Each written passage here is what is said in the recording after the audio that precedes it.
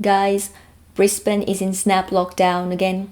The only time I plan to hang out with another human being, it's lockdown. Literally the next day. It's like that one time when I decided to go to uni super early in the morning, my whole building was evacuated because of some fire incident. You know, you've made it in life when you stray so far from God that the only sign you ever receive from the universe is mockery. Since you guys are all intellectuals just like me, I want to ask you these two questions. Number one, do you have any goals in life or in general? Number two, is it okay if I don't have one? Yesterday, my boyfriend and I had a conversation about this topic. And basically, my boyfriend always does things with a goal in mind. He always needs a goal, always has one, and always sticks to it. I'm the opposite. I never have a goal. I'm more process oriented. I'm not sure if it's even correct to say that. But anyways, I do things because I see the fruit of the process itself and I don't put too much focus on where it would lead me or what kind of outcome it would bring me. To further illustrate this, we talked about how we acted in the workplace during the time my boyfriend and I still worked for a company. For my boyfriend, he did the work because the company paid him to do so. If he ever wanted to do something more, it must be that he saw some opportunity to gaining something back from the company, for example, increased salary or a better title. For me, whatever areas that I saw I could do more, I just did it. I didn't really care if I would get the recognition or not. Of course, I could totally see the benefits of doing things like how my boyfriend does it. A goal in mind could help us to aim our actions so that we don't waste our time on things that don't bring us any results. My way of doing things could lead me to do a lot of nonsense. In fact, indeed, a lot of things I do are nonsense. I received some comments on my bullshit job video criticizing the way I solved the problem.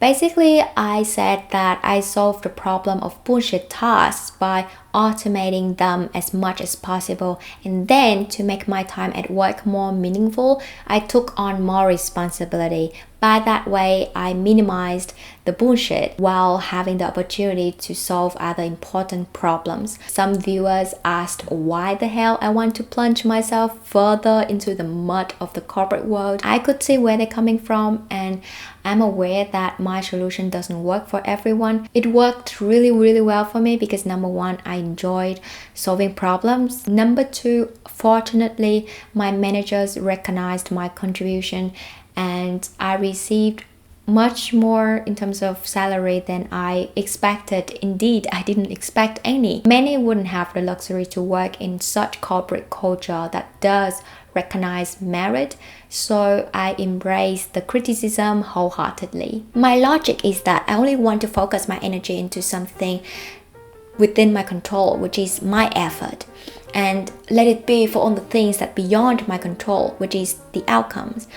And my basic assumption in life is that the quality of my effort would bring positive outcomes regardless of what outcomes. Furthermore, when I have a goal, it also means that technically I'm foregoing other opportunities that are out of my focus. Another argument is that a goal is only a point, whereas the whole process of leading to that goal is the majority of the time that you have to live with. So I would rather choose a process that already has some intrinsic value than do something only to expect something else to come. It's like doing something as an end versus doing something as a mean to an end. I think if I only do things as a mean to an end, it would lead to a dead end. It's like the existential question, what is the point of living? Many people who've gone down that path inevitably concluded that there's no point of living.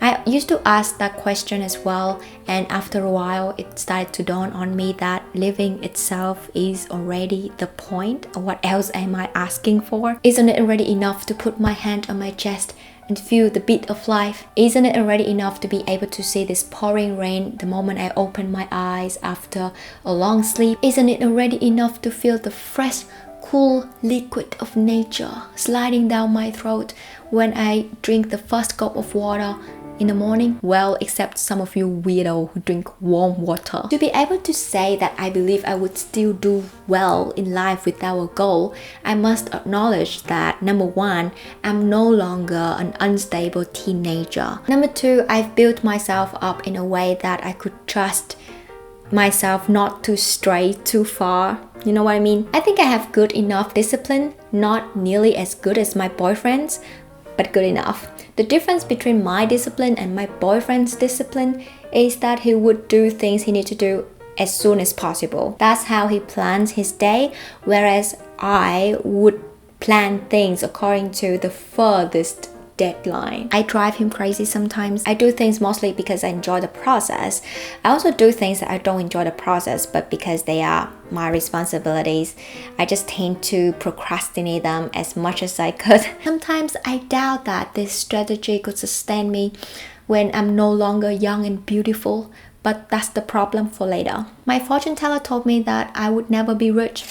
I kind of see why. Some people may ask, let's say in the case of deciding a degree or career path, what if I end up with a job that I don't love? Number one, I don't think anybody would know for sure what kind of job they would enjoy doing before actually doing it. Number two, I have the faith that anything could be enjoyable if I make it enjoyable.